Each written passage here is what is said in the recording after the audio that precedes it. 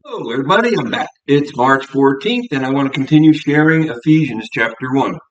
Ephesians chapter 1, verse 7, in whom we have redemption through his blood, the forgiveness of sins according to the riches of his grace. In him, our redemption, our forgiveness, and salvation are received and experienced in union with the Lord, which is to say, there is no redemption, forgiveness, or salvation outside of Christ, which he lavished upon us in all wisdom and insight. Paul Ellis said. Lavished, the original verb perisio, means to exceed, overflow, superabound. It's a word that Paul uses elsewhere to describe the superabundant grace of God. To lavish is to do far more than necessary. It is to give recklessly and profusely. It is feeding the 5,000 with so much food that there's leftovers. Perisio. Fill the baskets. Matthew 14:20. When it comes to grace, God is generous to the point of lavishing wastefulness. See also the entry of Romans 5:20.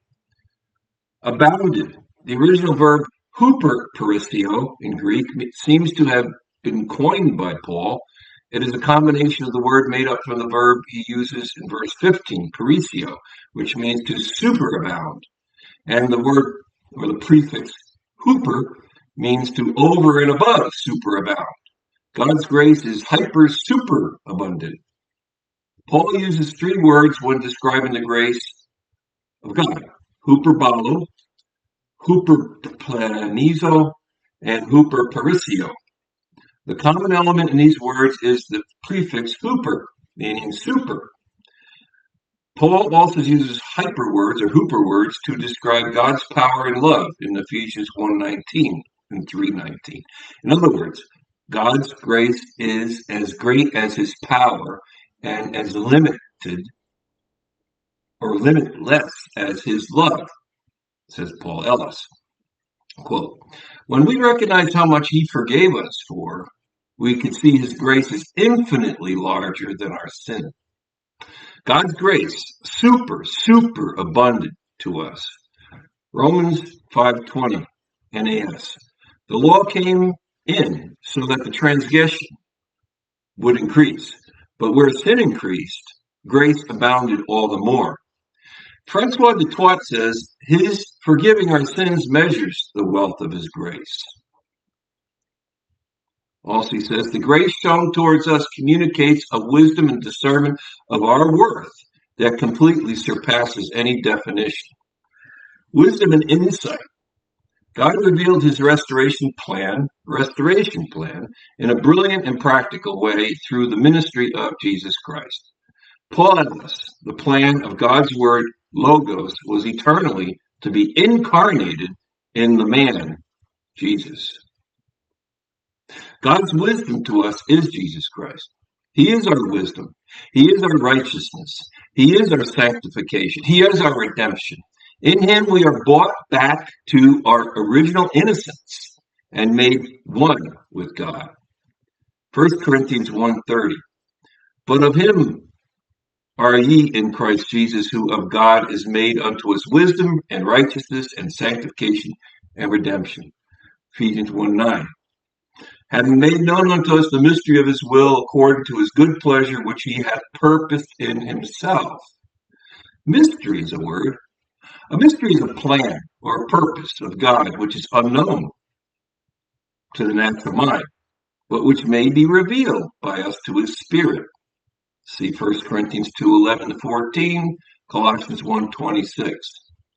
The mystery of his will is that all things in heaven and earth will be united or gathered together under one head, Jesus Christ. See the next verse, Paul Ellis says. Our return to our divinity was always God's heart and plan. It was hidden, and it was a mystery because of our own blindness. But now it is being revealed by the Spirit of Christ in us. The secret is out now. His cherished love dream now unfolds in front of our very eyes, Francois de Toit says. We might call this God's rescue plan. But really, it is his restoration plan.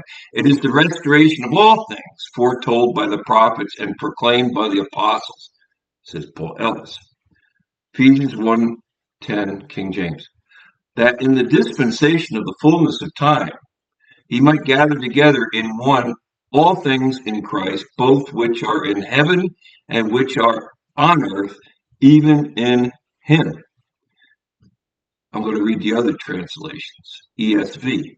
As a plan for the fullness of time, to unite all things in Christ that are in heaven and things on the earth in him. And NIV. To be put in effect when the time reaches their fulfillment, to bring unity to all things in heaven and under the earth, under Christ. NAS. Regarding his plan of the fullness of times to bring all things together in Christ, things in the heavens and things on the earth. God would bring all of his creation back to the beginning, where it all can return and be restored the way it was before the illusions of sin told Adam and Eve to doubt their divinity and work it out for themselves. But God brings all this to us, not by work, by grace. The grace as the gift, as him incarnated, the Word of God, in a man named Jesus Christ, his Son. God's ultimate plan, eternally, was the sacrifice of himself for his creation. God's ultimate plan was not just to rescue some and destroy the rest in fire, but rather purify all his creation through the fire of his love, so that it might be restored pure as gold again. God's ultimate plan was to restore all things, not to destroy anything. And he will restore all his creation ultimately. That's my hope. All his mankind created in his likeness and image will ultimately be brought back to their own divine nature. This is called the Theosis, a word you may never heard of in the Western churches due to St. Augustine's error. It was taught in the Eastern churches and sadly missed in the Western ones. I have a link here for Theosis. Theosis, deification, was the destination for all human salvation, whose attainment Adam's sin and Edom had imperiled, but not rendered impossible. It was made possible by the second Adam, Jesus Christ, Son of God, fully man. He was fully God and man in one person. Adam and Eve were fed a lie.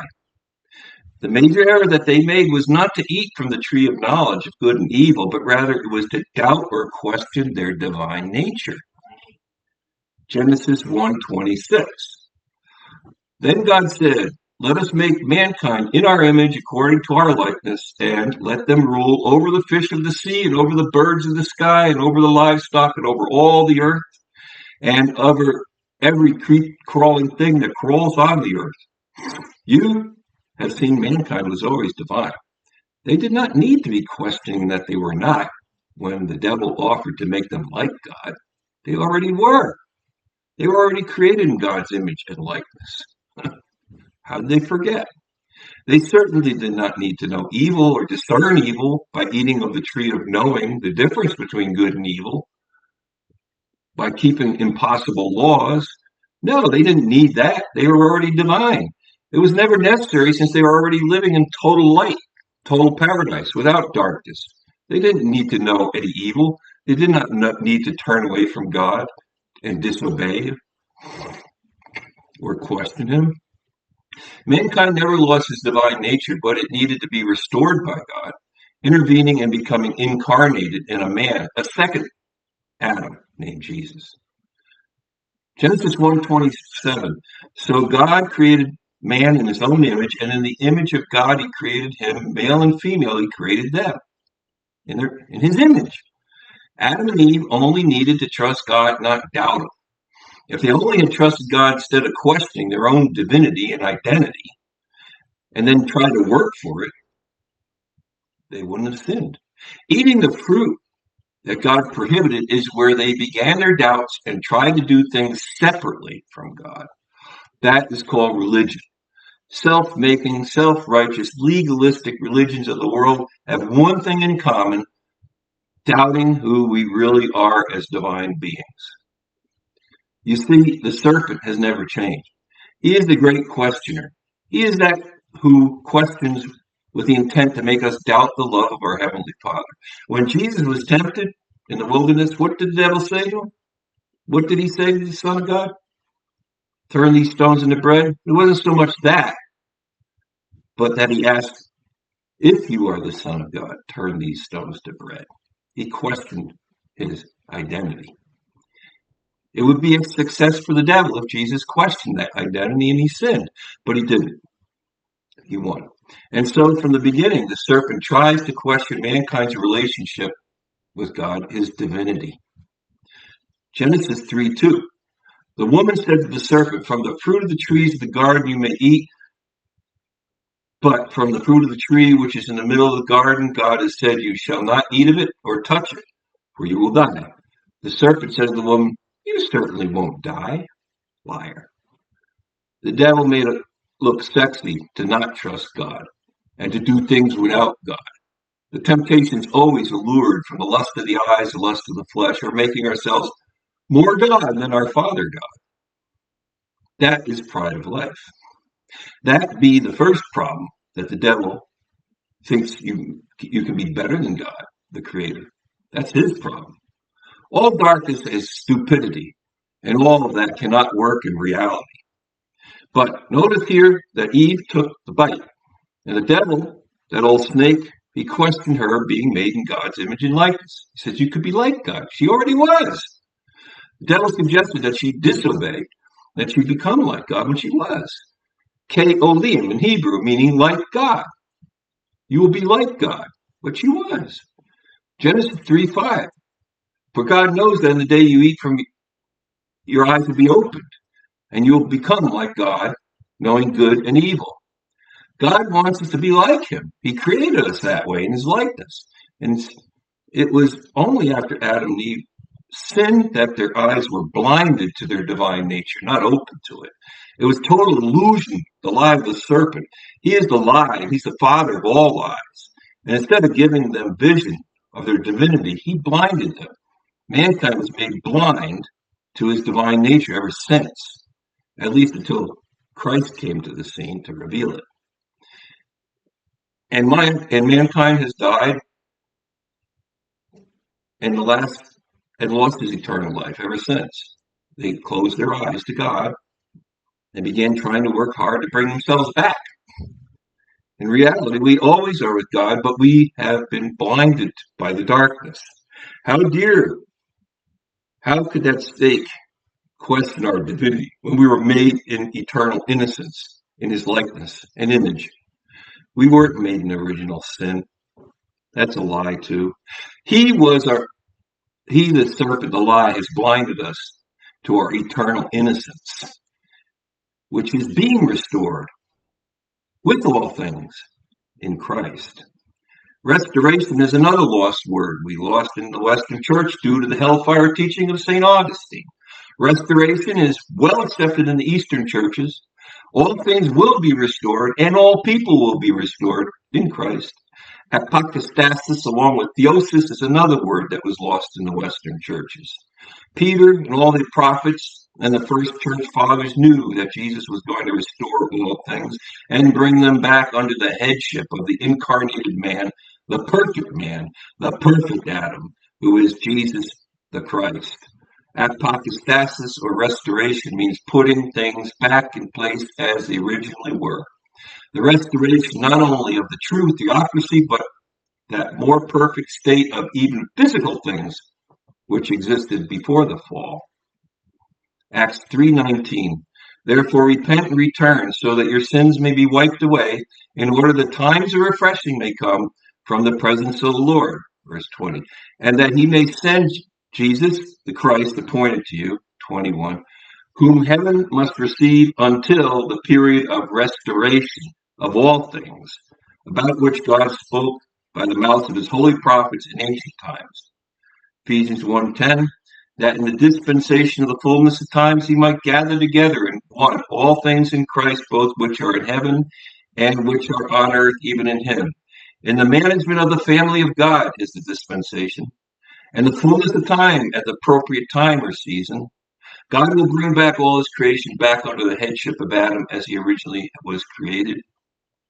Adam, the second Adam, is God, the Word of God in the flesh, incarnated in Christ Jesus, the Lord. All things created in spiritual realms, all angels, all spirits with all material things, and all earth will be under his lordship or his headship. All creation will be in Christ, and God will saturate all things without any darkness. Hallelujah. What a day that will be when all things are finally restored. Maranatha, Christ come. Our Father, but your will be done on earth as it is in heaven. What a day it will be. And we are seeing it get closer, and we are privileged to help it become reality by realizing who God has made us in Christ. This is the gospel of grace.